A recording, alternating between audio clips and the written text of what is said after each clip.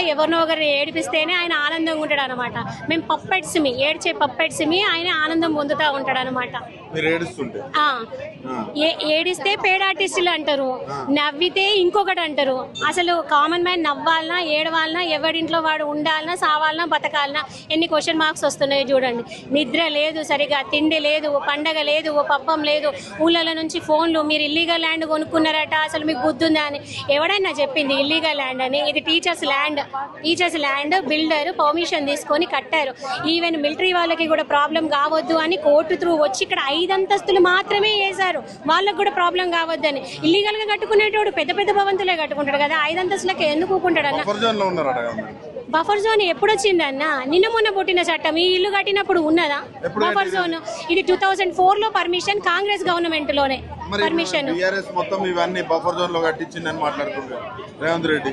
ఇక ఆయనకే తెలవాలన్నా, ఏం చదువుకున్నాడు మరి. ఫారెన్ కి కూడా పోయి వచ్చి చదువుకుంటాడు కదా కొత్త కొత్త చదువులన్నీ. ఎప్పుడు బఫర్ జోన్ వచ్చిందో తెలియదు ఆయనకి. 2012 లో వచ్చింది బఫర్ జోన్ అనేది. అప్పుడు కూడా అసలు ఇది నదే కాదు, ఇది వాగు మాత్రమే, కెనాల్ లాగా. నదికి వరదలు వచ్చి కొట్టుకుపోవాలి. ఏదన్నా ఒక్కరోజు కూడా వరద రాలేదు. మరి మాకు వరద వస్తే మేమే అయ్యా మాకు వరద వచ్చింది మాకు సహాయం చేయండి అని పోతాం కదా ఎంప్లాయీస్ దగ్గరికి, గవర్నమెంట్ దగ్గరికి. మరి ఒక్కరోజు కూడా పోలేదు కదా. ఎప్పుడో 100 సంవత్సరాల క్రితంది తీసి వరదలు వచ్చి కొట్టుకుపోతారు అని చెప్తున్నారు. మరి ఎంజీబీఎస్ వరదలలో ఇన్నిసార్లు కొట్టుకుపోయింది, దాన్ని ఊలగొట్టినవా? ఎందుకు వినాలన్నా? అసలు 2004 లో బఫర్ జోనే లేదు, 2010 లో రిజిస్ట్రేషన్స్ అయినాయి. ఇదే బఫర్ జోన్ అని ఇంత మాట్లాడుతున్నాడు కదా. ఈ ఇష్యూ రావడానికి 10 రోజుల ముందు కూడా రిజిస్ట్రేషన్ అయింది. మరి బఫర్ జోన్ అయితే అప్పుడేం గడ్డి బీకుతున్నారా? ఎందుకు రిజిస్ట్రేషన్ చేసుకున్నారు? అంటే జనాల దగ్గర నుంచి పైసలు ఏదో ఒక రకంగా రావాలి, తినే కాడికి తింటారు, తర్వాత బఫర్ జోన్ అని చెప్తారా? జీరో వాల్యూ చేస్తారా? ఆయన చెప్పంగానే జీరో వాల్యూ అవుతుందా? దేనికి జీరో వాల్యూ? నీ అన్నది FTL లో ఉంది, దానికి జీరో వాల్యూ. కూలగొడతలేవు ఎందుకు? దాన్ని కూలగొట్టి చూపించు.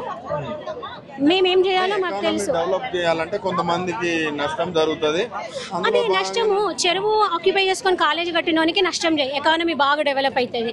FTL లో కట్టిన ఇల్లులు, ఫామ్ హౌస్లు ఉన్నాయి కదా అన్న, కోటీశ్వరులు, వాళ్ళను కూలగొడితే మస్తు కోట్లు వస్తాయి. మాది కూలగొడితే ఏమవుతుంది అన్న? Zero value land. గత ప్రభుత్వం అంబేద్కర్ విగ్రహం కడితే తప్పలేదు కానీ నేను గాంధీ తాత. అరే అన్న, నువ్వు గాంధీ తాతదే కట్టుకో, సోనియమ్మదే కట్టుకో, రాహుల్ గాంధీదే కట్టుకో, మేము వద్దని అంటున్నామా అన్న? మొచ్చడు భూములు ఉన్నాయి హైదరాబాద్ అంతా, భూతద్దం వేసుకొని ఎతుకుతే అక్కడ కట్టుకో అన్న, వద్దని అంటలేం కదా. నీకు డబ్బులు లేకపోతే అప్పు చేయకు ఏడీబీ బ్యాంక్ దగ్గర. మమ్మల్ని రోడ్డు పట్టుకొని చందాలు వసూలు చేయమంటే చందాలు వసూలు చేస్తాం. ప్రాంతంలో కట్టే కంటే నది ఒడ్డున కడితే సింగపూర్ లాంటి దేశాలలాగా అట్లా అయితే అని అంటుండ్రు. నది ఒడ్డునే కట్టాలంట మొత్తం బిల్డింగ్. అరే ఒడ్డున కట్టుకో అన్న, త్రివేణి సంగమంలో కట్టుకో, దానికి ఇల్లు కూడా కొట్టాలన్నా. అది ఎక్కడో ఉన్నది, మాది ఇక్కడ ఉన్నది. దానికి దీనికి ఏమడ్డం? బోట్లు కూడా తిప్పుకో, ఇంకేమైనా తిప్పుకో, క్రూజులు కూడా తీసుకొచ్చి సముద్రం చేసి హైదరాబాద్ మొత్తం సముద్ర మట్టం చేసుకొని నువ్వు తందనాలాడు, డాన్సులు చెయ్యి, రాత్రి ఎకానమీ తెచ్చుకో, పబ్బులు పెట్టుకో, బార్లు పెట్టుకో, కూరగాయలు అమ్ముకో, పండ్లు అమ్ముకో, ఏమైనా చేసుకో. ఎందుకంటే పొద్దున్నాక ఎకానమీకి ఎవరికి వీలైతే లేదు కదా. ఆఫీస్లో కట్టిட்டு పోయి రాత్రి పండుకోకుండా కూరగాయలు కొనుక్కుంటారు. మన హైదరాబాద్లో ఒక్క హోటల్ కూడా లేదు, తిందామంటే తిండి లేదు, ఇంట్లో పిల్లలు వంటలు చేస్తలేరు. అందుకని ఈయన హోటల్ కట్టించినాక ఇక్కడ కూర్చొని తింటారు. మరి రాత్రి ఎకానమీ అంటే మేము ఏమనుకోవాలనో గృహిణులు మాకు అర్థం అయితే లేదు. ఎట్లా చూస్తారమ్మా మార్పు అన్నారు? ఇదేం మార్పు అన్న? బొంద మీద మార్పు. నాకు అసలు అర్థమే కావట్లేదు. ఇట్లాంటి మార్పు జనాలు కోరుకున్నది? అందరినీ చంపి బొందలు పెట్టి ఇల్లులు కూలగొడితే అది మార్పు అంటారా అన్న? అది అభివృద్ధి అంటారా?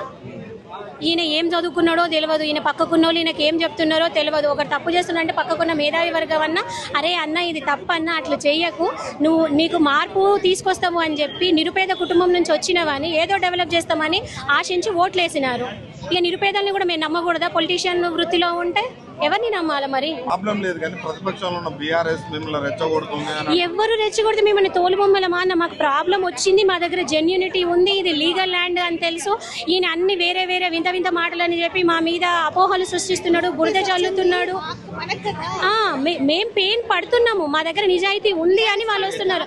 అరే కాదన్న, ఇప్పుడు ఒక నాయకుడు పనిచేస్తున్నా అంటే అసలు తప్పు ఉంది అంటే ఎవరి దగ్గరికి పోతాం? అపోజిషన్ స్ట్రాంగ్ ఉంటేనే, అపోజిషన్ చెప్పితేనన్న, మాట చెప్తే అన్న గవర్నమెంట్లో ఉన్న వినాలి, 4 దెబ్బలు కొడితేనన్న వినాలి. నేను ఎవరు చెప్పినా వినను, ఎవరు కొట్టినా వినను, నేనే రాజీ, నేనే మంత్రి. వెనకట గుర్రం పోయినంత జాగంతా నాదే అనేసి అంటాడు చూడు, అట్లున్నది ఇప్పుడు.